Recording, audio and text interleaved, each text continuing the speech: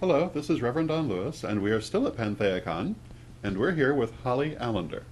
Hi. Now, many years ago, dating myself, but well, the dinosaur I had as a pet when I was a child dates me to start with. But I remember seeing an interview with Madonna when nobody knew who she was on MTV, and they kept saying, "This is a hot thing coming up. Watch for it."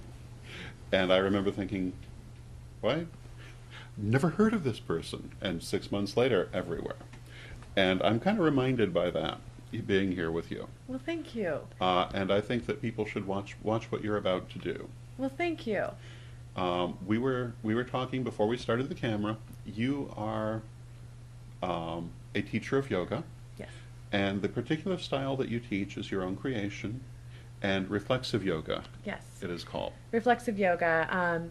Basically, it takes the principles of Hatha yoga, Mhm. karma, bhakti, raja, and jnana, and it takes all of these seemingly complicated concepts, Mhm. and I teach people how to use these complex ideas simply so that they can look at their own issues, look at their own things that are going on inside of them physically, emotionally, spiritually, so that they can open themselves up to connect to their higher power. And the great thing about yoga is that it's not spiritually based on any particular religion. It can go from anything from Wiccan, Druidism, to Christianity, Catholicism, anything you want, and you can be nothing at the same time. Mhm. The whole idea of a higher power is that extension of yourself, the full connection of who you are and being completely who you are.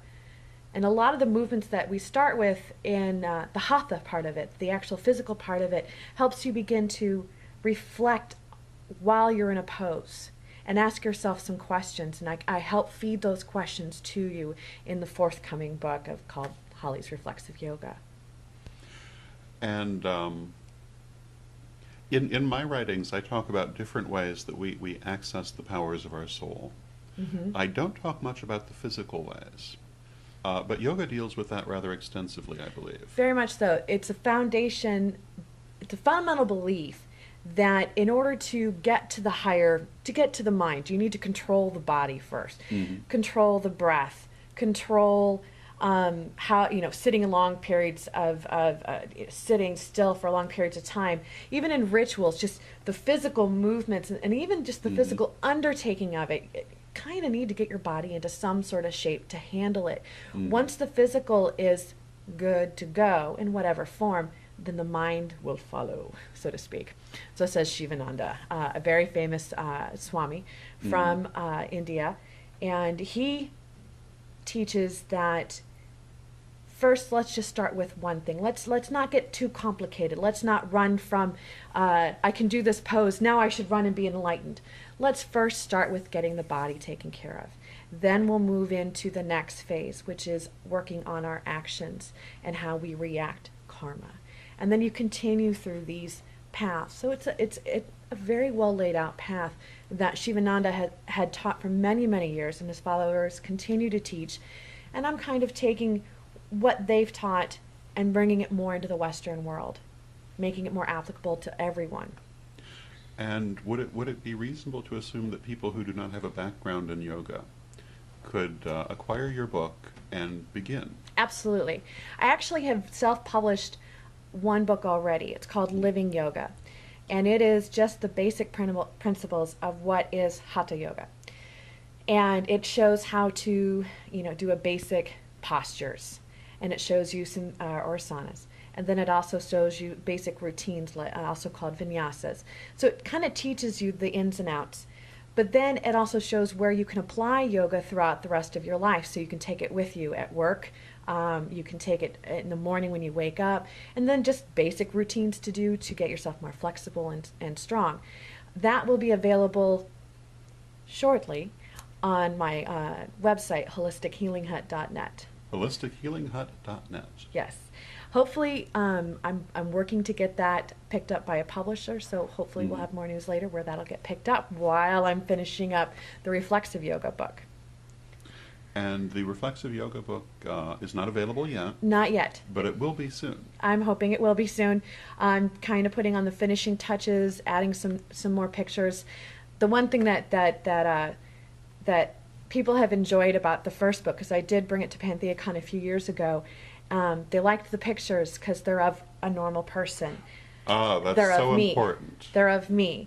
They're not of some skinny little itty bitty, although I love skinny itty bitty little people. Of course. But it's a real person doing these poses. Now, I'm not 100% perfect in every pose, but you don't have to be.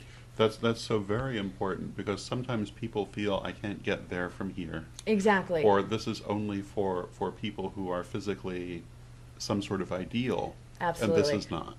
Well, let me tell you, when I first started really practicing yoga almost 10 years ago, I weighed 300 pounds.